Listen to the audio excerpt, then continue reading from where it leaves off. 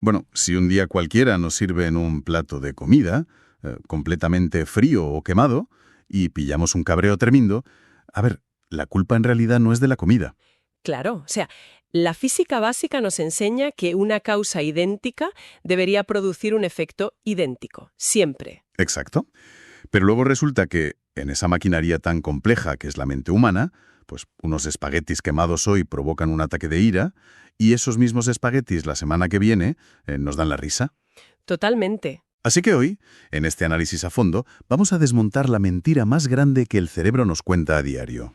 Y es que es un punto de partida fascinante, porque cuestiona el núcleo mismo de cómo experimentamos la realidad. Ya, desde luego. En la inmersión de hoy vamos a desgranar unos documentos buenísimos sobre psicología clínica para ver de dónde salen realmente las emociones. Y la misión no es solo tragarnos la teoría, sino ver cómo podemos tomar el control de ese volante emocional que, bueno, muchas veces parece que va en piloto automático. Y además un piloto automático bastante defectuoso a veces. Pero a ver, el primer paso para tomar ese volante es aceptar algo que, de entrada, resulta muy contraintuitivo para cualquiera. Ajá. Estamos súper condicionados a creer a pies juntillas que las cosas de fuera, o sea, las situaciones imprevistas, los ruidos, la gente, son la causa directa de nuestra ansiedad o de nuestra rabia. Eso es.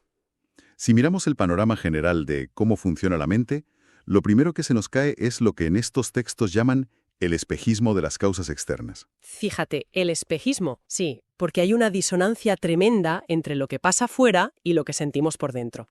Volvamos a ese ejemplo de los espaguetis que comentabas, porque ilustra muy bien esto. Imaginemos a un hombre, pongamos que se llama Juan. Vale, imaginemos a Juan. Un martes llega a casa agotado, tras un día horrible, y le sirven para cenar unos espaguetis totalmente quemados. Pues Juan se pilla un cabreo monumental. Grita, culpa la comida, dice que es intolerable y acaba con un dolor de estómago tremendo por la tensión. Claro, y la conclusión automática de cualquiera que vea la escena sería, pues oye, la comida arruinada es la culpable de que esté así de enfadado. Es lo más lógico de pensar. Pero si avanzamos un par de semanas en el tiempo, vemos el fallo en esa lógica. Llega el mismo Juan a casa, pero esa tarde, en la oficina, le han comunicado que le suben el sueldo un 20%. Ostras, un día redondo entonces. Los mismos espaguetes quemados de la otra vez. ¿Qué pasa ahora? Pues que no le importa, supongo. Exacto. Juan hace una broma, se ríe de la catástrofe culinaria y disfruta de la velada. La causa física, o sea, los componentes de esa comida arruinada, es idéntica, pero el efecto emocional es totalmente lo opuesto. Ya, claro, porque la verdadera causa del enfado del primer día no podía ser el plato en sí. Eso es. La causa residía enteramente en la percepción de Juan, en el filtro mental que aplicó justo en ese momento. Es que es muy fuerte pensar lo rápido que el cerebro recalcula ese filtro. Hay una situación clásica que cualquiera que viva en una ciudad grande conoce bien. A ver. Imaginemos estar pacientemente agarrados a la barra del metro. Y de pronto recibimos un empujón súper violento por la espalda. Es un impacto físico real. Sí, te desestabiliza por completo. Pues la reacción instintiva es girarse con mala cara y pensar una barbaridad, rollo, vaya persona más estúpida y maleducada. La ira te sube en un segundo. Pero entonces al girarnos vemos que la persona que ha chocado con nosotros lleva unas gafas oscuras y un bastón blanco. Exacto, es una persona ciega que ha perdido el equilibrio. Y en cuestión de milisegundos, fíjate, esa ira volcánica desaparece, se esfuma y entra una compasión genuina de «ostras, pobre hombre, ha tropezado». Es un fenómeno increíble a nivel neurológico, porque el estímulo externo, o sea, la fuerza del empujón contra la espalda, no cambió absolutamente nada. Nada, el evento fue el mismo. Lo único que se transformó fue la interpretación de ese evento. Al principio se lee como una agresión y un segundo después se recategoriza como un accidente desafortunado. La emoción cambia radicalmente porque la lectura de la realidad ha cambiado. Así es. Ahora bien, aquí me surge una duda biológica. ¿Qué pasa con esas reacciones que son instinto puro, ligadas a la supervivencia? Por ejemplo, si uno va cruzando la calle, levanta la vista y ve que un camión se salta un semáforo y viene a toda velocidad. El terror es instantáneo. Claro, ahí no hay ningún filtro semántico ni te pones a hacer filosofía. Es terror y punto. Y es una distinción crucial, Nuestro sistema límbico, sobre todo la amígdala cerebral, está diseñado por la evolución para lanzar una alarma inmediata ante amenazas físicas reales. Vale, o sea, es algo primario. Exacto. Es un miedo instintivo que bombea adrenalina para que saltes a la acera y salves la vida. Eso es pura supervivencia. Sin embargo, lo que nos dicen los estudios cognitivos más modernos es que la persistencia de esa emoción ya no es instinto. ¿Te refieres a lo que pasa después del salto? Eso es. Lo que pasa media hora o 3 horas después. Si a las 2 horas uno sigue temblando, sudando y con una ansiedad paralizante, eso ya no es por el camión. El camión físico hace mucho que se fue. Claro, claro. Es por el bucle de frases que nos repetimos internamente. Esos pensamientos de «qué horror, casi me mata», «el mundo es peligrosísimo», «no voy a poder cruzar una calle nunca más». O sea, el evento externo terminó, pero la mente lo mantiene con una especie de soporte vital artificial. De hecho, los documentos mencionan un caso similar con el ruido. Ah, el del lago, ¿verdad? Ese. Alguien está disfrutando de una tarde preciosa junto a un lago, todo en calma. Y de repente un vecino enciende una lancha motora con un ruido estridente. Irrita, lógicamente. Muy molesto. Pero el verdadero secuestro emocional llega por las asociaciones. El ruido recuerda que el verano se acaba, y eso lleva a pensar en la vuelta a la oficina, en el inventario anual, en que igual hay despidos, y de repente la persona tiene una crisis de ansiedad en medio del lago. Totalmente. Y la lancha ya está a kilómetros, pero el estrés se ha quedado a vivir en su cabeza. Es que ese encadenamiento es la anatomía pura del pensamiento ansioso. Fíjate que ya en el siglo I, el filósofo estoico Epícteto lo resumió de maravilla. Decía que no son los acontecimientos los que nos perturban, sino la interpretación que hacemos de ellos. Una lucidez tremenda para esa época. Los que seguimos la psicología cognitiva sabemos cómo la ciencia moderna estructuró esto con el famoso modelo ABC de Albert Ellis. Sí, un clásico. Pero lo fascinante de estos documentos no es la teoría básica en sí, sino ver a qué velocidad opera esto y cómo el lenguaje puede llegar a hackear el modelo. Para refrescarlo rápido, la A representa el acontecimiento externo, la situación objetiva. Ujú. La C representa las consecuencias, tanto emocionales como de conducta. Ajá. Y el puente que las une es la B, del inglés belief, que son las creencias y los pensamientos. La revolución de esto es entender que la A jamás genera la C. O sea, el despido, la lancha o los espaguetis de la A nunca generan la ira o la depresión de la C. Exacto. Es siempre la B, ese filtro narrativo, el que dispara la biología de la emoción. Hay un escenario en las fuentes que ilustra esto de una forma muy cruda. Imaginemos a 3 trabajadores de la misma empresa. Tienen la misma edad, el mismo puesto y el mismo dinero en el banco. Un día hay recortes y despiden a los 3. Vale. El acontecimiento A es matemáticamente idéntico para los 3, pero las consecuencias C de cada uno parecen de 3 universos distintos. Pues analicemos esa arquitectura mental. El primer trabajador procesa el despido con un pensamiento tipo B súper catastrofista. Piensa, sin esta empresa no soy nada, nunca encontraré un trabajo igual, mi carrera se ha acabado. Menuda losa mental. Pues como consecuencia C, su cerebro entra en depresión profunda, se victimiza y cae en la apatía total. Claro. Y el segundo trabajador, en cambio, elige otra ruta semántica sin darse cuenta. Piensa, esto es una injusticia intolerable, los directivos son unos desalmados, y no tenían derecho. ¿Y qué le pasa a este? Pues que su consecuencia emocional es una cólera brutal. Se vuelve agresivo, beligerante, y a nivel físico, el estrés seguro que le acaba provocando una úlcera. Madre mía. Y finalmente tenemos al tercer trabajador. Este construye una narrativa basada en la realidad. Piensa, ostras, es una faena enorme que me despidan, es triste y me fastidia muchísimo. Pero bueno, no es el fin del mundo. Aprovecharé para actualizarme. Una reacción mucho más manejable. Sí, su consecuencia emocional es una tristeza sana, una decepción proporcionada que no le paraliza. Y a nivel de conducta, pues actualiza su currículum y mueve sus contactos. O sea, son 3 realidades creadas de la nada a partir de un evento completamente neutro. Y todo depende de esa locución constante, de ese narrador que tenemos en la cabeza. Es que vivimos inmersos en un monólogo ininterrumpido. A veces se nota mucho, como cuando alguien va solo conduciendo y va gritando e insultando a otros coches en voz alta. Ya te digo. O pensemos en 3 estudiantes antes de un examen oral. El inseguro anticipa el ridículo y entra en pánico. El ansioso visualiza un suspenso que le arruinará la vida. Y el realista asume el reto y mantiene los nervios a raya. Ese diálogo interno es el verdadero centro de mando. Aunque, bueno, al llegar a este punto de la teoría, es muy normal que la gente sienta un rechazo visceral a esto de gestionar racionalmente la emoción. Sí, porque choca de frente con algo que nos repiten a diario, la famosa cultura del desahogo. Uf, sí. Llevamos décadas escuchando que reprimir las emociones es tóxico, que si tienes rabia lo más sano es dejarla salir. Te recomiendan gritar en una almohada, ir a una de esas salas a romper televisores con un bate o simplemente chillar. Ya, ya. ¿Significa esto que ese enfoque es en realidad contraproducente? Pues es una cuestión central. Y la literatura clínica responde con una analogía médica que lo aclara todo. Imaginemos un paciente que va a urgencias con un absceso enorme en el brazo, lleno de pus por una infección grave. Tiene que doler una barbaridad. Un dolor agudo, sí. El cirujano coge un bisturí y le hace una incisión.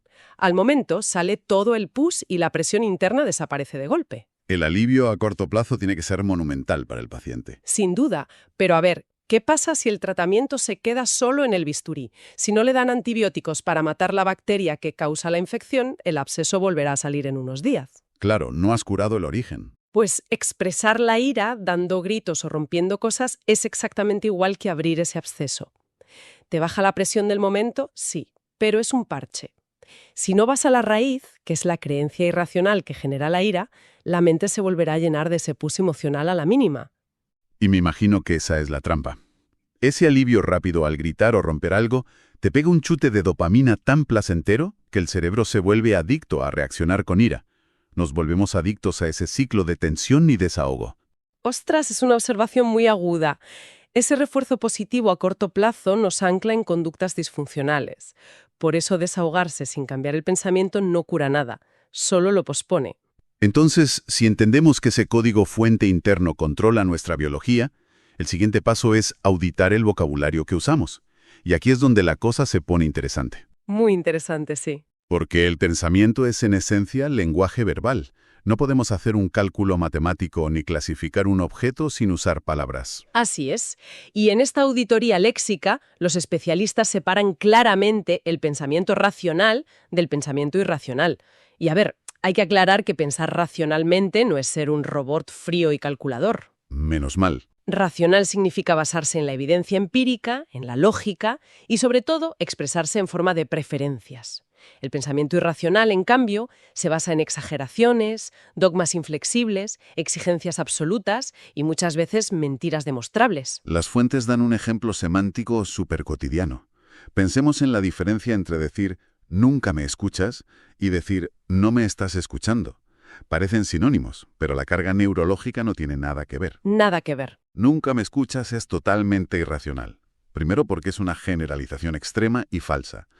Es estadísticamente imposible que esa persona jamás en su vida haya prestado atención. Y segundo porque genera desconcierto y pone al otro a la defensiva automáticamente.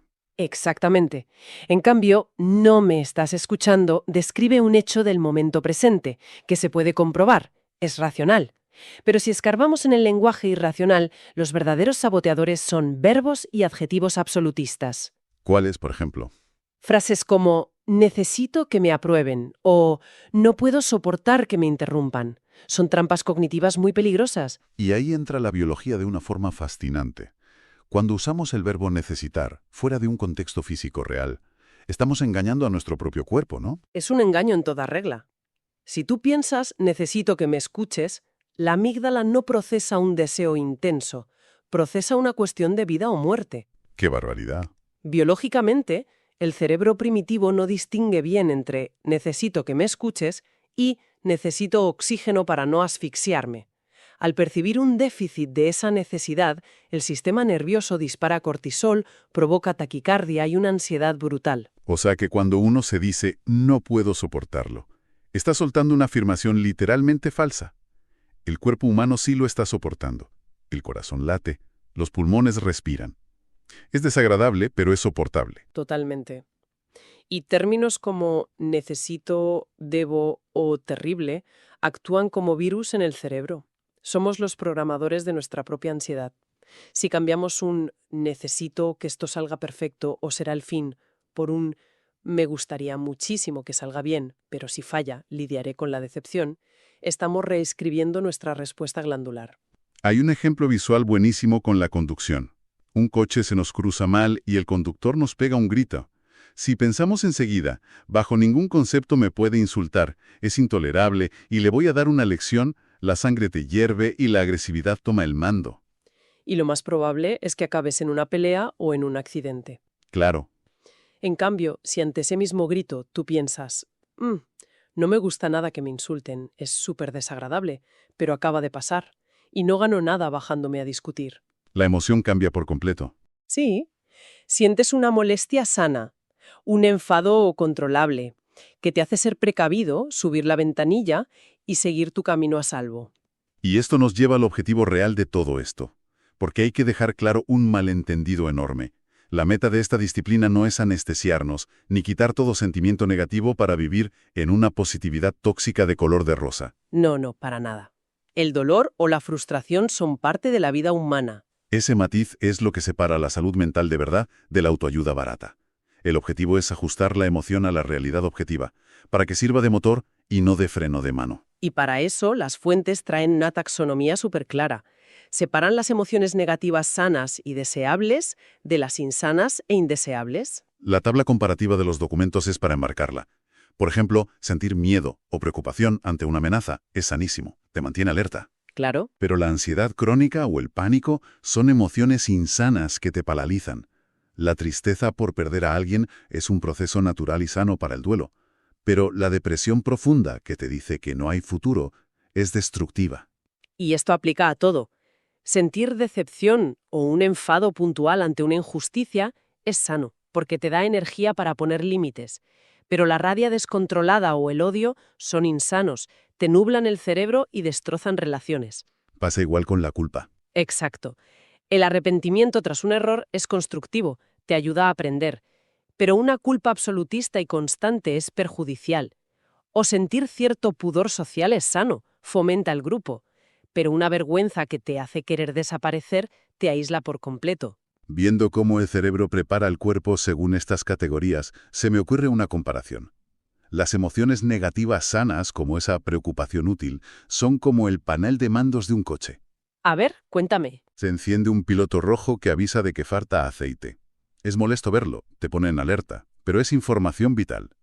Te avisa para que vayas al taller y lo arregles.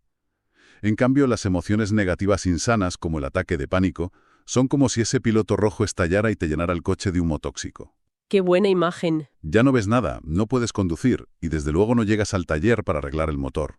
Es que es la analogía perfecta para diferenciar las conductas de afrontamiento de las de evitación. Cuando el panel funciona y genera una emoción sana, uno asume riesgos, pide ayuda y negocia. Claro, eres proactivo. Pero cuando el coche se llena de humo tóxico por una emoción insana, solo buscas escapar de forma irracional. Huyes, te quedas paralizado o te vuelves agresivo. Y si ante ese humo miramos para otro lado, o nos anestesiamos con fármacos sin mirar los pensamientos que lo causan, lo que hacemos es arrancar el cable del piloto rojo. Totalmente. Dejamos de ver la luz, nos calmamos un rato, pero el motor sigue sin aceite y acabará gripando del todo. Hay que abrir el capó y cambiar las exigencias irracionales. Esa es la clave de todo. Así que, si recapitulamos todo este viaje, la conclusión principal desafía el sentido común. No reaccionamos emocionalmente a lo que pasa en el mundo. No reaccionamos a los espaguetis, ni al empujón del metro, ni a la lancha. Reaccionamos única y exclusivamente al guión que nos contamos sobre esas cosas. El gran hallazgo es saber que tenemos herramientas como el modelo ABC para pillar infraganti a ese narrador interno cuando empieza a usar palabras totalitarias o escenarios catastróficos. Absolutista, por preferencias empíricas, no estamos solo jugando con las palabras, estamos alterando la química del cerebro para convertir la ansiedad que paraliza en una preocupación que podemos manejar. Tomar conciencia de esto es el primer paso para no ser víctimas pasivas. Y para cerrar, nos gustaría dejar una reflexión profunda para darle unas cuantas vueltas. Si hoy hemos comprobado, mediante la ciencia cognitiva, que toda nuestra realidad emocional, la paz, la angustia, el enfado, está siendo dictada por ese incesante narrador interno, la pregunta ineludible es, ¿quién o qué es realmente esa voz? Es una gran pregunta. Y más importante aún, la próxima vez que estemos a punto de explotar de ira por una tontería, ¿tendremos la audacia de congelar la escena un milisegundo? ¿Seremos capaces de arrebatarle el bolígrafo a ese narrador irracional y reescribir nuestra propia historia en tiempo real? Ahí queda eso.